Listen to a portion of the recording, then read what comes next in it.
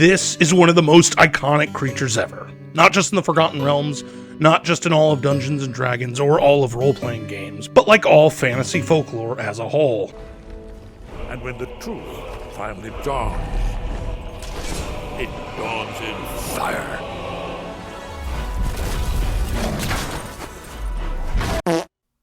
Okay, no, not them. No.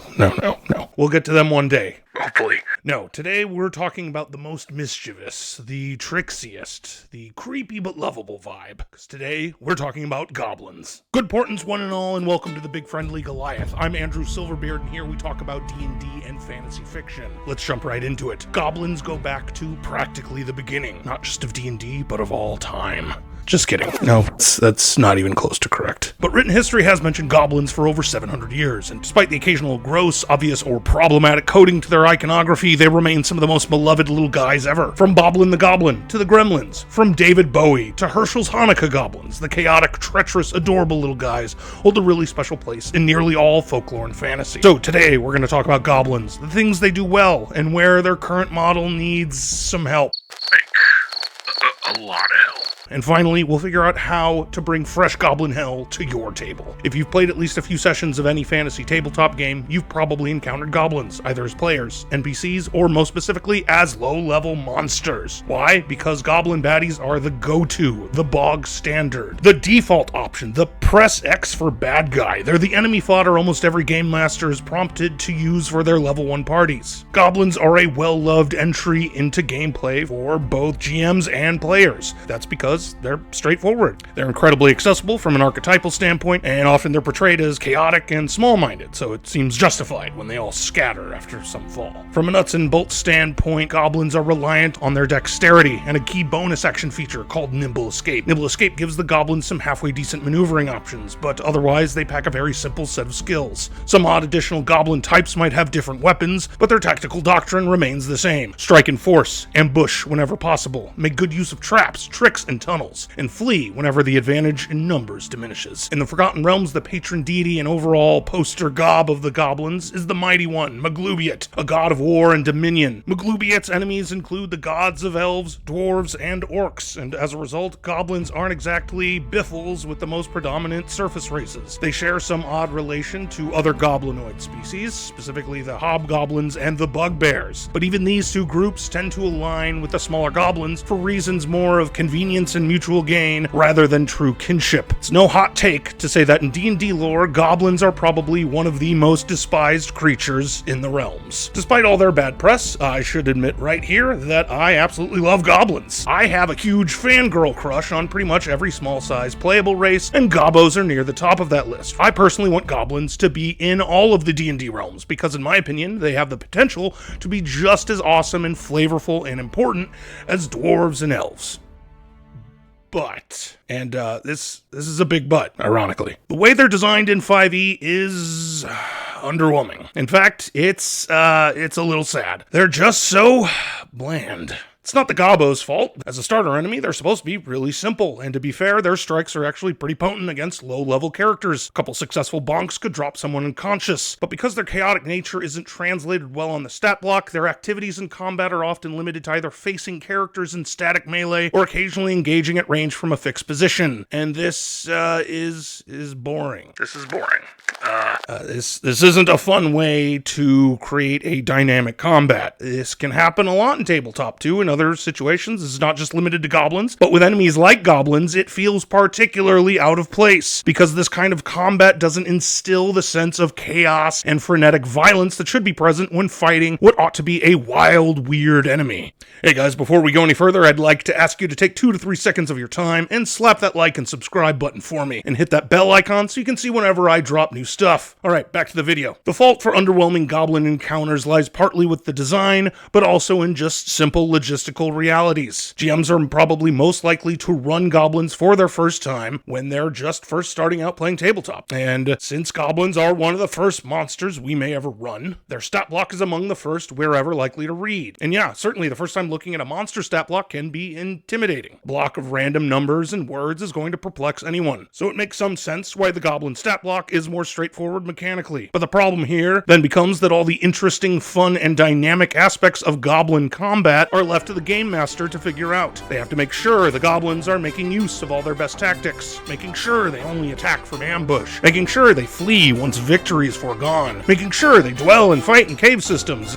make sure they can flank and flee through small holes and shortcuts, and last but very much not least, the traps, and more traps, aka every D&D party's favorite thing. The goblins challenge is often incredibly reliant on doofy adventurers just walking into their cheese graters, and though that can be fun and effective once, none of that is covered on the Goblin stat block. In fact, none of the things I just mentioned are. That means a newer DM has to do way more research and prep to make a Goblin encounter work the way it's intended to. I'd argue that's way harder for new DMs to do than simply reading a slightly longer stat block. And what happens then after you run your underwhelming Goblin encounter and the players move on to more dangerous threats? You probably don't use Goblins again, and they become another footnote in the tome of underwhelming opponents. And that's just so sad.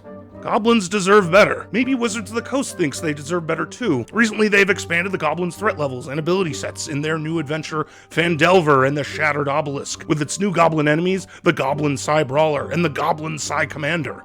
And I admit, they're cool, I guess. They've definitely got a lot more going on than the run-of-the-mill versions. Their psionic powers are neat, granting them all sorts of stuff like damaging death bursts, mental fortitude, and a modified telekinetic shove that harkens back to the wildly popular telekinetic feat, so that's actually really rad. But they are still lacking in true variation and any semblance of thematic fidelity. The psionics might make the goblins more powerful, but it doesn't make them more goblinish. If anything, it walks even further away from the themes of a destructively unpredictable enemy. So that means that the breadth of goblin options from official sources remains mediocre. But as I've mentioned before, GMs have been brewing their own Gobbo variations for decades. The most superlative example of this is Matt Colville's suite of goblins from MCDM's amazing monster tome, Flee Mortals. And yes, you have to say it like that. These goblins are fun, they're versatile, they're varietous, and they're much more potent than their vanilla cousins. But ultimately, this is more of an exception than a rule, because of most of the homebrew gobbos out there, despite often being marked improvements over the official versions, they still suffer from the same two big problems: oversimplicity and thematic laziness. First, oversimplicity. Because they're designed for lower level parties, even new goblins don't boast too much mechanical innovation to keep them fun and challenging beyond very early levels, unless you commit to a very specific scenario, namely a bunch of goblins in a well-trapped goblin cave. These unintentional restrictions continue to reinforce the idea that goblins are an easy encounter in the field, and though dangerous within their cave complexes, their tactical posture remains unchanged, and it's unlikely to surprise or challenge players who've encountered that exact same situation before. And second, thematic laziness. Because goblins are already such an iconic creature on their own, that iconic status is taken for granted, and things like theme and flavor are often deprioritized or simply outright ignored. This isn't a completely bad thing necessarily, since low-level creatures aren't always steeped in theme, and any GM worth their dice will learn to add flavor or details on the fly to better blend any given creature into their specific campaign. But look at the zombie, or the ghoul, or the ghast, or the flesh golem. You get my point. Zombie is an iconic creature within its own right, yet it still has countless variations that play upon that iconic status. But then look at goblins. They are obnoxiously bland for a creature with such a resume. This sheer lack of thematic and mechanical options to such an iconic and foundational monster is really just a big letdown. So let's fix that. But how? How, you may ask? Could an average GM fix this problem? Create cool, bespoke goblins for their own home game. I think it's best achieved by following three basic tenets. 1. Start with a general idea that connects to the goblin's base identity and establishes a core theme that further defines. 2. Conceive some fun weapons, abilities, or features that follow and define or add to that theme. And 3. Fine-tune and flesh out those new functions for flavor, balance, and challenge, prompting players to devise new strategies for combat, making encounters with the new enemies more memorable, more interesting, and more challenging. Now, this is much easier said than done, so let's go about laying this out how you might do it in a specific scenario. Let's imagine you have a party with a ranger or a druid, or why not both? They're both awesome. Early in the campaign, but after everyone has already received a subclass, so they're all maybe about level 3,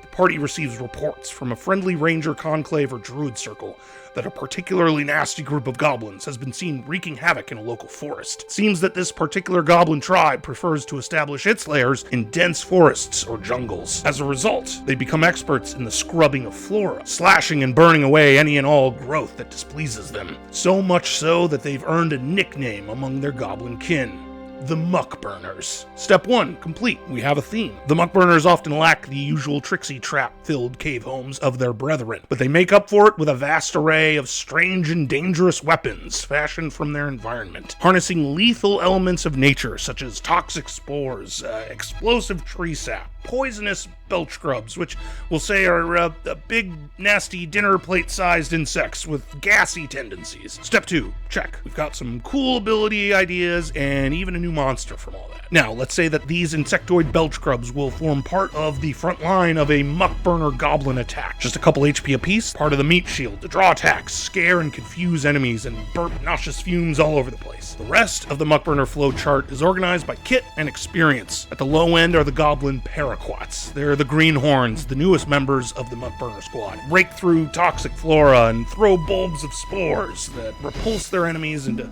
coughing fits. Higher up the experience ladder, you have the goblin sappers. More agile, hardier, and much deadlier than the paraquats, the sapper skirmishes across the battlefield, tossing tree sap charges and smoke bombs as they run amok. But the whole squad is headed up by the goblin Kindlegardener, the overseer of the Muckburner's destruction. The Kindlegardener wields a large handheld bellows fashioned from the gas bladder of a belch grub queen, which he can use to spray large areas with the dark medieval fantasy equivalent of Agent Orange. I can poison and blind those unlucky enough to be in its area of effect. And then we'll throw in a bit of destructive goblin synergy. The Kindlegardener's spray makes the targets more vulnerable to the sapper's explosive firepower, lending it a napalm-esque effect and earning the Kindlegardener his name. Although they lack a trap-filled funhouse, the coordination between the squad using area denial and area of effect abilities in concert with one another gives them an unpredictable tactical edge. They can stun, poison, and bottleneck their enemies, all the while creating zones of danger that augment the goblin's lethality in ways that will uniquely challenge and motivate players. And boom, step 3, check. We've fleshed out unique abilities that follow a theme. So there you have it, a brand new take on goblins that follows a cool theme and gives them fun, fitting new abilities that can also present a challenge to a party pass level 2. Obviously that was just an example, so please feel free to use the Muckburner Goblins idea in your own home game if you so choose. All you'll need to do is write out a stat block or 2. Or 4. Yeah, 4. So yeah, just go ahead and make 4 brand new stat blocks for 4 different new monsters that are all balanced appropriately for a tier 1 party. Doesn't sound like that much work at all. What's that? You don't feel like writing 4 brand new monster stat blocks? I see. Well, in that case, that's good, actually, because I've already written them for you. That's right, they're already made, and they are ready to go. I've linked them down in the description below. Please make use of them. I'm actually really proud of them, if for no other reason than I got to design monsters with abilities named stuff like Tough Old Gob or Unholy Roly Poly. But seriously, these guys are so much fun, and I think they can offer new layers of player challenge from everybody's favorite little green guys. Make use of these as you see fit at your home table. Don't hesitate to drop a comment below and let me know how it goes. I'd love to hear from you. Thanks so much for watching, folks. If you've enjoyed the video, please do me a favor and hit that like and subscribe button for me so I can keep making weird monsters and other weird content and just generally being weird for you. See you next time, and remember, stay friendly.